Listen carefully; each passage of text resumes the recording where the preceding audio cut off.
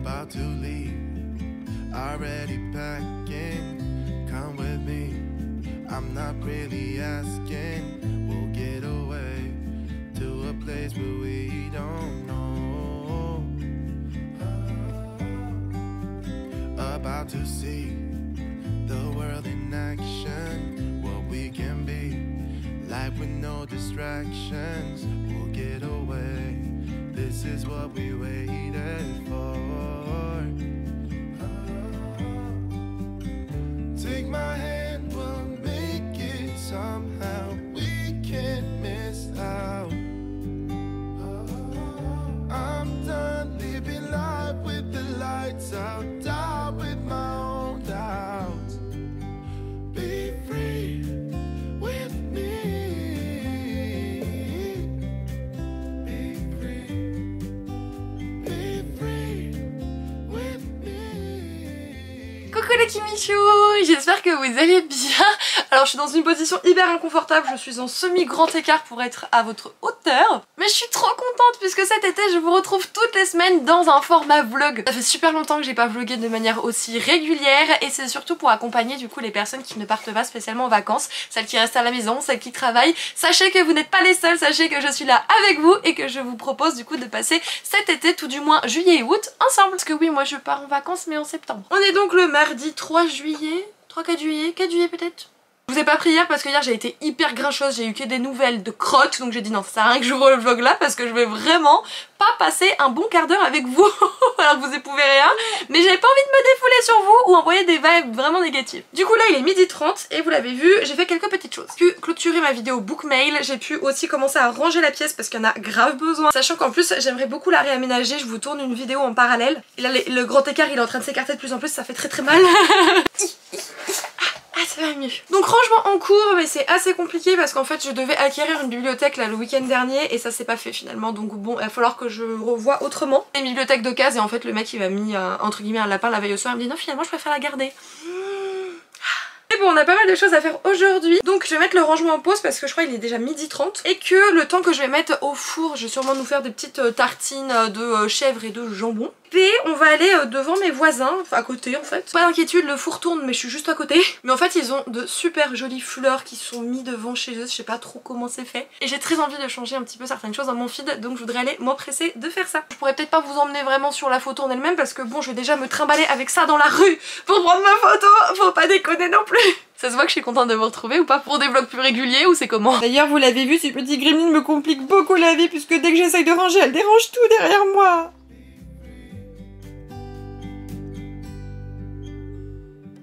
Not looking back, eyes on the freeway, Bonnie and Clyde, a classic cliché, we're on the run, this is what we waited for. Coucou les Kimichou, je vous retrouve du coup, on est mercredi, je suis chez ma sœur. Elle vient donc de me faire ma petite manucure, voilà. Et forcément j'ai bébé Suki avec moi, donc en plus c'est sa marraine, donc c'est très bien. Au programme là, je vais aller voir mon autre sœur en déposant celle-ci au travail, donc on va faire 2-3 petits trucs. On va retourner voir à Action s'il y a des cartons pour réaménager la pièce, hein. Parce que j'y suis allée hier et dans mes 2 actions près de chez moi, il n'y en avait plus de cartons dans aucun des 2 et j'en ai fortement besoin. Je n'ai pas trop parlé ici, mais je réaménage toute ma pièce, j'ai réussi à changer pas mal de choses, donc je vous ferai un update de celle-ci. Et si hier je vous ai pas repris en fin de journée, c'est parce que Gabriella a été hyper chafouin, j'ai eu un souci perso, après il y a eu le live Twitch, donc en soi beaucoup de choses qui n'ont pas permis que je puisse revenir papoter avec vous. Du coup je vous embarque comme d'hab avec moi cet après-midi, ça va être plus de la vadrouille qu'autre chose, et dès que j'ai un moment pour me poser, je vais vous faire un espèce d'update lecture parce que j'ai quand même 4 lectures en cours et ce serait bien qu'on parle lecture sur cette chaîne, vous et moi. Bon, même si ce genre de vlog clairement ce sera pas que dédié à la lecture, je vous montre tout en général, c'est vraiment des vlogs un peu chill, des summer vlogs comme vous m'avez dit sur Twitch hier soir, du coup on va garder ce concept. Bien sûr je vais vous parler lecture, donc je vais m'atteler à ça prochainement.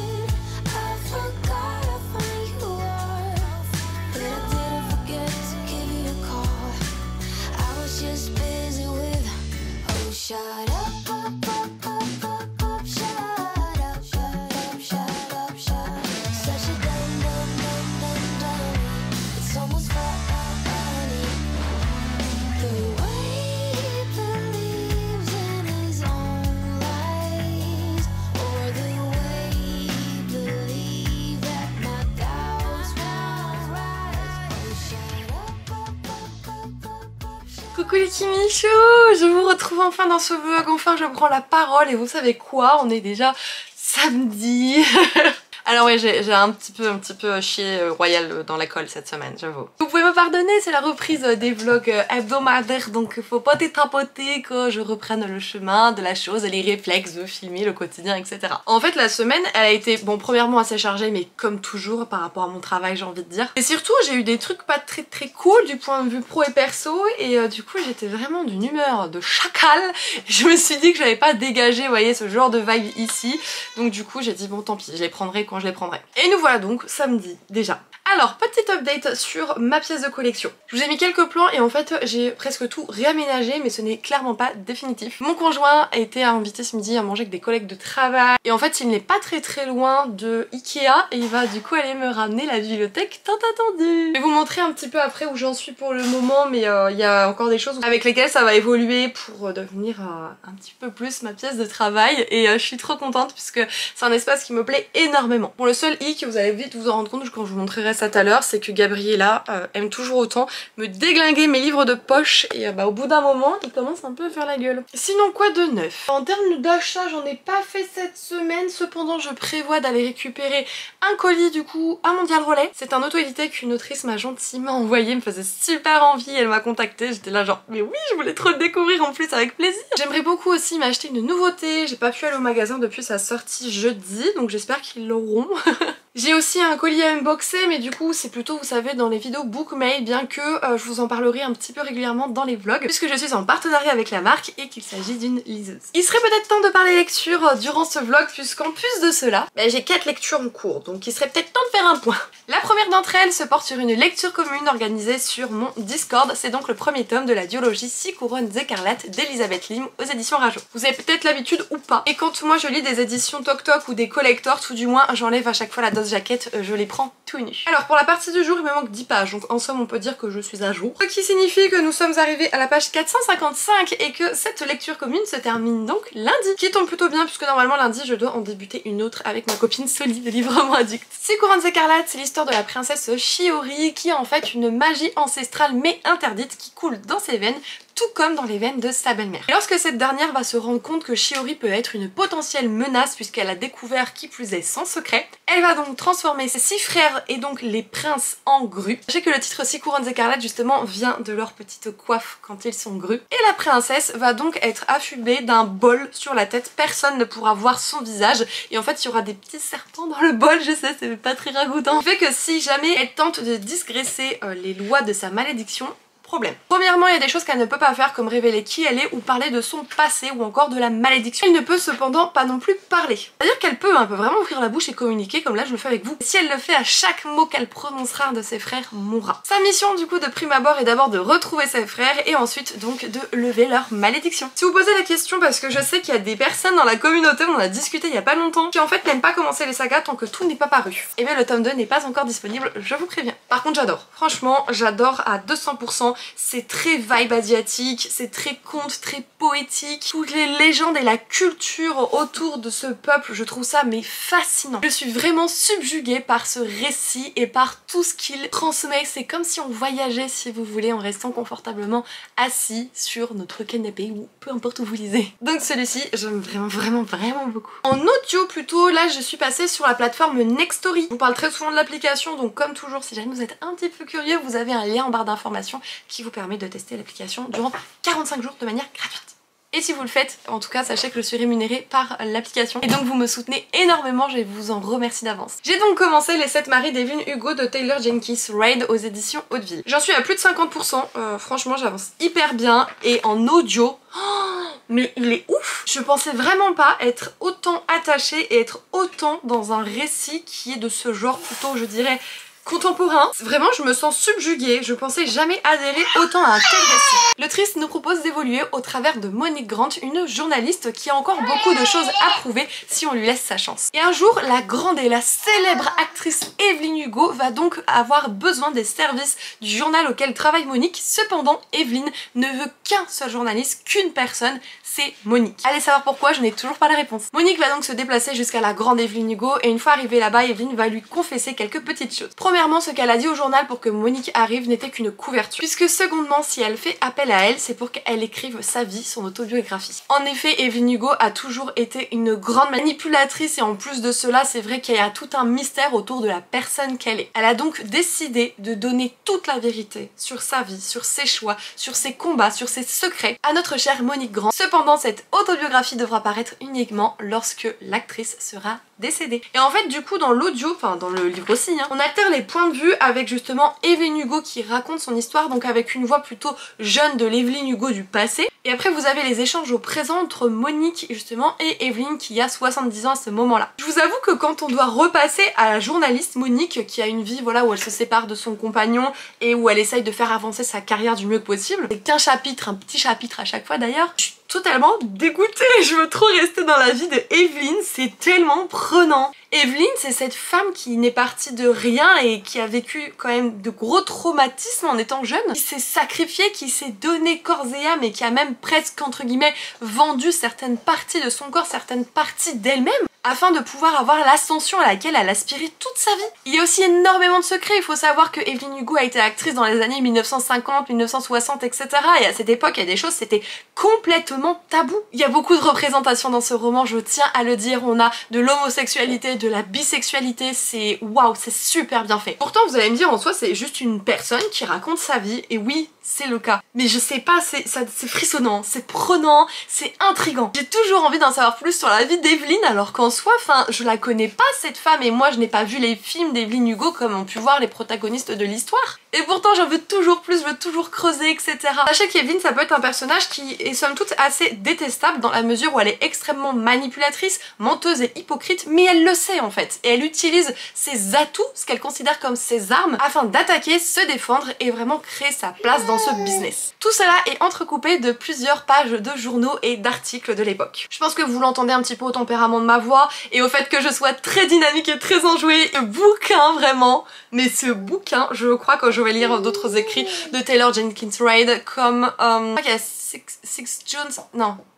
Jones and the Six, il me manque un mot au début, Daisy Jones and the Six, et il y a un truc avec l'été, je sais plus trop, je sais pas si c'est dans la même vibe qu'Evelyn Hugo, si jamais vous le savez, répondez-moi s'il vous plaît, mais si c'est le cas, je vais vraiment m'intéresser aux écrits de l'autrice. En lecture commune sur le Discord de Cam alias Madame Errance, nous lisons De Perles et de Corail, le premier tome c'est La fiancée Vareniane de Mara Rutherford aux éditions La Martinière Jeunesse. Alors sur celui-ci, j'ai un petit jour de retard, mais en soi c'est pas grave, il y a des fils de discussion dédiés à chaque découpage de chapitre et ça me va absolument. Je n'ai pas encore lu la partie du jour. Gabriella, je sais pas si vous allez le voir, elle m'a un petit peu abîmé les ongles. Et à ce moment précis, j'en suis à la page 335 et le coco en fait 500, j'arrondis 500, donc en soi ouais j'en suis peut-être à 60-75%, quelque chose comme ça. Il faut savoir que l'autrice a su créer un univers, mais je trouve tellement riche, tellement intéressant, il faut que je vous dépeigne cela. Varenia est un village, que dis-je, une petite île où règnent seulement quelques personnes, peut-être 1000 habitants, tout cassé, quelque chose comme cela. Sauf qu'à cause d'un petit problème ancestral, dirons-nous, il faut savoir que chaque prince du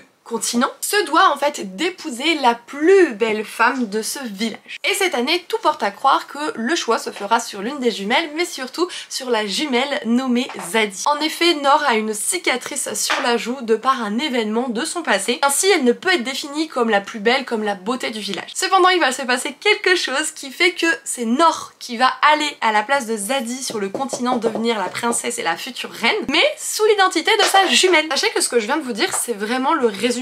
La maison d'édition y a ajouté également les informations suivantes. Là-bas, le prince n'est absolument pas comme elle aurait pu espérer et elle se rend compte qu'il y a tout un tas de complots et de menaces sur son propre village et donc sur sa famille qui est restée là-bas. Elle va donc tout faire pour essayer de comprendre ce qui se passe et de sauver les siens. Et toute la partie que je vous ai dépeinte comme le fait que voilà, on tue les jumelles au début sur leur village jusqu'à ce que l'une d'elles ait choisi, puis c'est l'autre qui part, ça c'est 160 pages à peu près du roman. Donc en soi ça prend son temps, je préfère vous prévenir, c'est pas un rythme où vous voulez de l'action, vous en avez à droite, à gauche, pouf pouf, ça arrête pas, c'est pas du tout ça. Pour autant, moi j'adore, je trouve cette histoire absolument beaucoup trop bien. Je vous ai exprimé le fait que j'aimais l'univers, mais c'est vrai que les coutumes et mœurs, que ce soit sur le village ou bien du coup sur le continent, sont très différentes mais sont tout aussi intéressantes et j'aime les découvrir au travers le regard des différents protagonistes. Il y a des histoires d'amour, il y a des premières fois, il y a de l'amour-haine, il y a des choses que je trouve vraiment super bien faites. Et c'est vrai que la vie sur le continent au sein du château est assez déroutante et pour autant je me prends vraiment beaucoup au jeu avec Zadie, enfin Noor du coup, de découvrir un petit peu ce que le prince réserve, mais en même temps on sent qu'il y a une arnaque parce que le prince il a un frère et du coup vous voyez c'est ce genre d'arnaque où celui-là qui paraît gentil, soit il est vraiment gentil et du coup c'est l'autre frère qui est une tête de mule, soit c'est le gentil en fait c'est le méchant et celui-là qui paraît froid et austère en fait il est gentil. Ou alors au pire ils sont tous méchants mais ça je suis pas sûre. Du coup j'adore, j'ai l'impression de mener un petit peu l'enquête sur ce qui se passe au château et tout, je suis vraiment prise dans le bouquin, les pages elles se dévorent donc je suis super contente sachant que c'est une duologie et que je possède le tome 2. C'est vrai que j'ai oublié de vous préciser un petit peu, celui-ci je l'ai reçu en service de presse de la part de la maison d'édition, tout comme un 6 couronnes écarlates. Par contre les 7 maris d'Evelyn Hugo je l'ai acheté et ma dernière lecture en cours aussi, il s'agit du tome 2 de Nevernight de J. Christophe aux éditions de Saxus. Comme vous pouvez le constater, j'ai grave bien avancé mais ça fait un petit moment que je suis sur cette lecture vraiment. Enfin, j'en suis même avant le post-it, en vrai j'en suis sur ce post-it, c'est donc la page numéro 642. Je vais vous faire le résumé plutôt du tome 1 puisque vous l'avez compris nous sommes sur un tome 2 et j'ai pas forcément très envie de vous spoiler quoi que ce soit. J. Christophe a créé un univers extrêmement intéressant mais très obscur, on est sur de la dark fantasy, ce n'est donc pas pour tout le monde, prenez soin de vous. Pour ceux que ça intéresse. Ensuite donc Mia Corver. Mia avait entre guillemets presque tout pour être heureuse en tant que jeune fille, elle avait un frère, une maman, un papa qui s'investissait en plus dans la politique etc. Enfin jusque là tout allait bien, elle avait un château, ils avaient aussi du personnel, des esclaves même ici, enfin pour elle c'était une belle vie. Sauf qu'il s'est avéré qu'en fait sa famille et notamment son père complotaient contre la personne qui préside aujourd'hui et par conséquent il a été exécuté sous le regard du coup de la maman, de la petite sœur etc. En réalité il n'y a que Mia qui en a rééchappé, au final toute sa famille est décédée. Cependant Mia n'est pas n'importe qui, outre ce statut social mais qu'elle se doit de cacher pour survivre, elle est ce qu'on appelle une enténébrée. Elle a donc une emprise et un pouvoir sur les ombres et d'ailleurs dans ces ombres il y a un non-chat qui s'appelle Gentilhomme et qui est un ami et qui la guide un petit peu dans la vie. Elle a donc été recrutée mais surtout recueillie et protégée par un certain Mercurio. Il lui a appris un petit peu beaucoup de choses dans la vie mais surtout il lui a appris à se défendre pour que ainsi sa vie ne soit pas en danger. Mia n'a qu'une idée en tête, c'est forcément de se venger des personnes qui ont donc tué toute sa famille. Et pour ce faire elle va s'entraîner corps et âme afin justement d'intégrer l'école rouge, je crois que c'est comme ça que ça s'appelle, j'ai un doute maintenant. En tout cas c'est genre le truc des assassins de cet univers, c'est comme un peu vous voyez la guilde des ombres donatrices, ben là c'est vraiment le même truc. Donc il faut qu'elle s'entraîne vraiment très dur pour pouvoir justement se présenter là-haut et une fois au sein de cette école elle doit justement finalement encore une fois faire ses preuves pour pouvoir être choisie comme étant l'une des lames et pas simplement comme une des servantes. Ça c'est le pitch du tome 1. C'est qu'à la fin du tome 1 il se passe de sacrées choses et du coup le tome 2 on part sur un axe totalement différent où on voyage beaucoup plus et je vous avoue que le rythme et l'histoire de ce tome 2 mais c'est pépite. J'adore Mia, j'adore sa personnalité, elle est très sarcastique, elle a un humour de crotte, elle est butée mais elle est déterminée et même si c'est un espèce de rock en fait, bah mine de rien, on sent que des fois elle a une certaine sensibilité, elle veut pas justement s'éprendre des gens parce que elle a peur de les perdre et que finalement sa vengeance doit rester son seul et unique objectif. Ce qui est un petit peu plus facile pour elle c'est que en tant qu'enténébrée, quand elle a un compagnon tel que Gentilhomme, et bien celui-ci se nourrit de sa peur donc du coup ça la rend encore plus courageuse et un petit peu plus dure d'ailleurs de la caboche puisqu'elle n'a peur de rien. Je trouve que J. Christophe il a fait un travail énorme sur cette saga, vraiment énorme. Même si les notes de bas de page peuvent vous faire peur, sachez que celles du tome 1, elles sont pour moi très informatives et assez utiles. Et celles du tome 2, elles restent un petit peu informatives, bon déjà il y en a beaucoup moins. Mais surtout, J. Christophe, il est très drôle, très sarcastique, j'aime énormément. Genre il y a un moment, je sais plus, il y a une course de chevaux, un truc comme ça. Et en fait, il y a une petite note de bas de page nous expliquant un peu ce qu'il en est et tout. Et à la fin, il nous dit attendez, vous avez vraiment mis pause sur la course pour lire ça, mais vous êtes fous.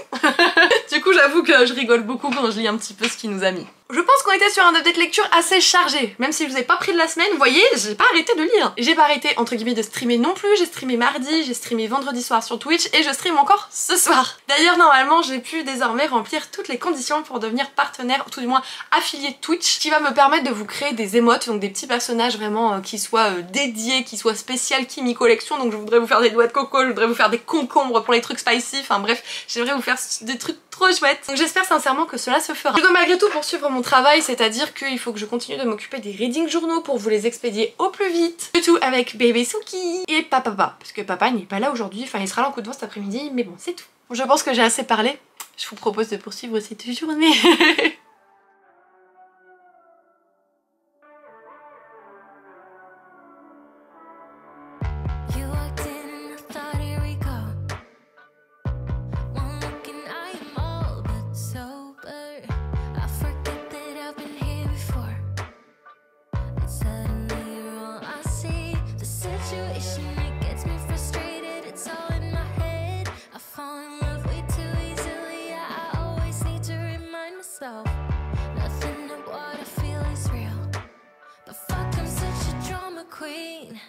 I know it's just a crush, crush, crush. I know it's just a crush, crush, crush. You said hi and I thought here we go. Can you tell that I am all but sober? Never realized my friends went home. Coucou les Kimichou, je vous retrouve donc dimanche, il est midi. Vous allez voir, enfin je pense que vous l'avez déjà vu dans les clips précédents. La luminosité aujourd'hui c'est clairement de la mouise, il fait gris mais genre il n'y a aucune lumière. J'ai dû tourner ma vidéo avant, ça va être une galère pour qu'elle soit belle qualitativement j'entends. Donc ça va être compliqué. Et là il pleut comme vache qui pisse en plus, bref c'est le chaos. Je vous retrouve du coup pour vous dire que hier, vous l'avez vu, mon compagnon a pu me ramener ma bibliothèque d'Ikea. Du coup je suis super contente, j'aimerais vraiment pouvoir la monter aujourd'hui, donc on va voir ce qui est possible de faire. J'ai également streamé sur Twitch hier soir, ça s'est très bien passé, donc ça c'est une bonne chose. Et je suis donc sortie de la maison comme vous l'avez constaté, et bah forcément j'ai acheté un livre, vous l'avez vu je pense. J'ai également pu récupérer un colis que j'attendais d'une autrice auto-éditée, et j'ai acheté deux petits trucs pour bébé Suki, donc je vous montre un petit peu tout ça. On va faire très vite pour passer là-dessus, c'est le mini haul de Gabriella. Je lui ai pris du coup chez Sergent Major un petit body mais un petit peu travaillé parce que des fois quand il fait chaud je la laisse uniquement en body et un petit body travaillé, je trouve qu'une tenue très mignonne. Mais je lui ai également pris ceci, ma soeur l'avait offert donc sa marraine quand elle était petite, c'est peut-être en 3 ou 6 mois et là je l'ai repris à sa taille, c'est une combinaison, voilà, enfin une combi short que je trouve trop belle avec un petit peu des détails comme ça, c'est incroyable. Et pour Gabriella qui commence à marcher et qui fait beaucoup de quatre-pattes, les combis, en tout cas les shorts ou les bodys, c'est le top. Tout ce qui est jupe et robe, faut oublier, c'est la mouise. Vous croyez si je vous dis qu'il y a eu une mini coupure de courant là, et genre j'étais en train d'exporter mes données sur l'ordi, il s'est éteint, et... mais il se passe quoi? Vous croyez que c'est à cause de l'orage? Ah non, je suis censée travailler les gars, je suis censée monter ma vidéo. Ça va pas le faire là.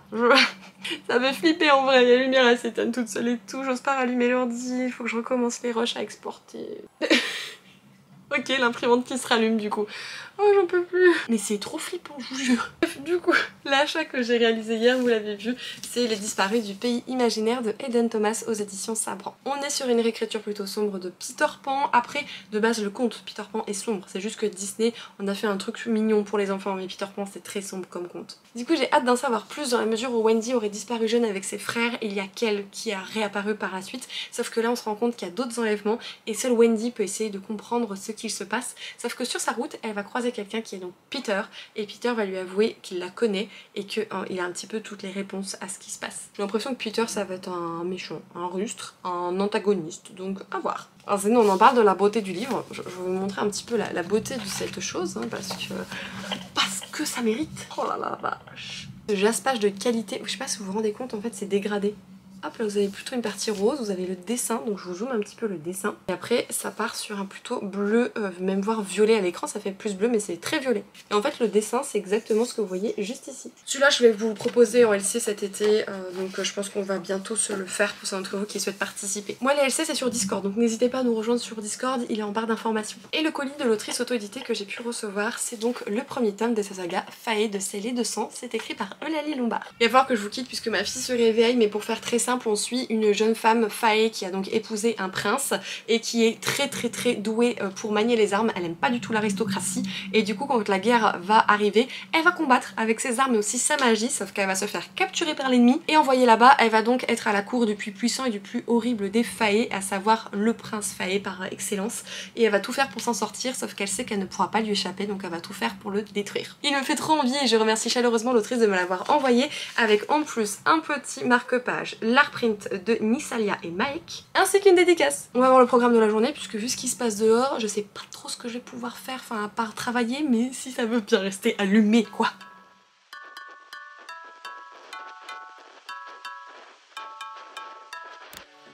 Where did all the times go? When did they all pass by? How did I get so lost in a blink of an eye gone? You were just here by my side, everything was nice. J'ai pu terminer le montage de ma vidéo, du coup elle est programmée pour être publiée quand je ne serai pas à la maison, puisque je vais pour la première fois de ma vie aller au cinéma toute seule.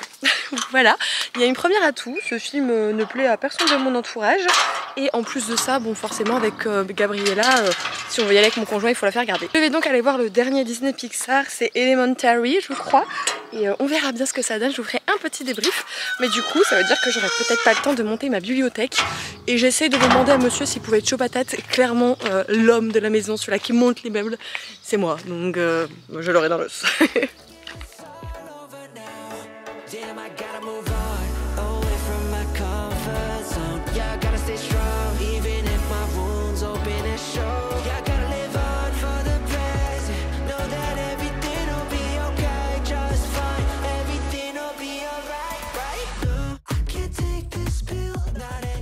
Je reprends du coup une fois rentrée à la maison, j'ai bien été voir Élémentaire, le nouveau Disney Pixar, et j'ai adoré, j'ai chialé 2 fois au cinéma, voilà, grande autruche, j'ai bientôt 27 ans qui chiale 2 fois au cinéma devant Disney Pixar. Il était vraiment super bien, j'ai beaucoup aimé. Ce qui est vraiment mis en avant selon moi, c'est le fait qu'il faut qu'on porte nos propres rêves et pas que l'on porte ceux d'autrui, que la communication est extrêmement importante.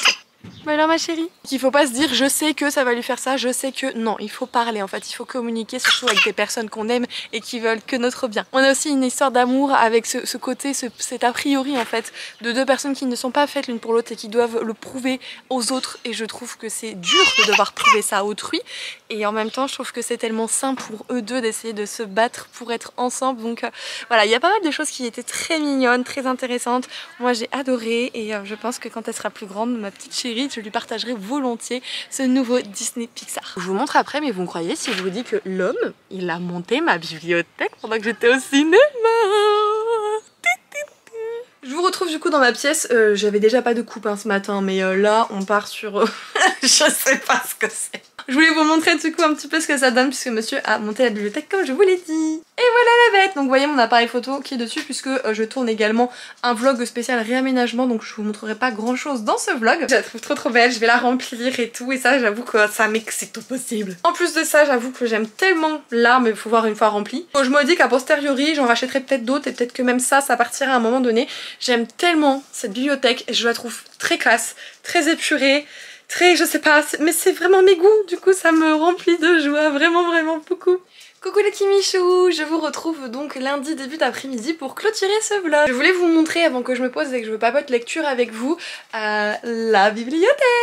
Alors clairement c'est pas sûr que ça reste définitif, mais en haut j'ai mis des collectors, là j'ai mis du coup avec des livres possédant de magnifiques jaspages, pardon, là vous avez des plumes blanches, des bookmarks, ensuite on a de la New Romance de chez Hugo, et après on a pas mal de sagas en fait, tout simplement que j'ai pu aligner. Je ne rentre pas volontairement dans les détails dans la mesure où je vous tourne une vidéo exprès par rapport au réaménagement de ma pièce, le tri, ce que je m'emboîte aux lettres, ce que j'ai vendu, ce que je vais mettre sur Vinted, tout, enfin c'est vraiment réservé à cette vidéo. On est donc parti pour l'update lecture de la fin de vlog. Et vous êtes mignons, il fait chaud, j'ai une coupe de cheveux qui n'en est pas une. Oui, j'ai sorti mes gros bras, mais j'ai chaud. Donc voilà, au bout d'un moment, on est comme on est. La semaine prochaine, vous pourrez retrouver dans mon vlog mon avis notamment sur Deux perles et de corail de Mara Rutherford et le tome 2 de Nevernight, dans la mesure où je ne les ai pas terminés, mais qu'il me reste très peu de choses à lire dessus. Ce matin, j'ai pu terminer l'audiobook du roman Les 7 maris d'Evelyn Hugo de Taylor Jenkins Reid aux éditions Hauteville. L'audio, moi j'ai pu l'écouter notamment sur Nextory, il est disponible sur l'application. Et cette chose est une pépite de la muerte, est un ovni, c'est juste incroyable. Je vous ai déjà exprimé mon sentiment à mi-parcours à peu près de la lecture et c'est vrai qu'il s'est complètement confirmé. La fin, elle est inattendue. Mais quand je vous dis inattendue, la révélation de la fin, une fois qu'en fait elle a raconté toute sa vie, Evelyn, elle donne une information à la journaliste et là, genre le rideau tombe quoi, c'est punaise. Du coup j'ai vraiment été sur le cul et je trouve que c'est incroyable. Je sais pas si ces autres écrits sont la hauteur de celui-ci ou si j'ai lu sa pépite à l'autrice. Mais si vous avez lu justement le je sais pas quoi Malibu et Daisy Jones and the Six, n'hésitez pas à me dire si vous pensez que ça peut me plaire au vu du gros coup de cœur que j'ai eu pour ce bouquin. Aujourd'hui est également le dernier jour pour la lecture commune de 6 couronnes écarlates d'Elizabeth Lim aux éditions Rajo et je peux vous dire que j'ai adoré cette lecture, merde. Il est vivant! Non franchement il y a beaucoup de choses que je n'ai pas du tout vu venir. La fin, le côté qui est le méchant, qu'est-ce qu'a fait ce méchant, etc. Enfin tout l'enjeu autour de l'antagoniste en fait j'ai pas du tout vu venir le truc. Je me suis plantée complet.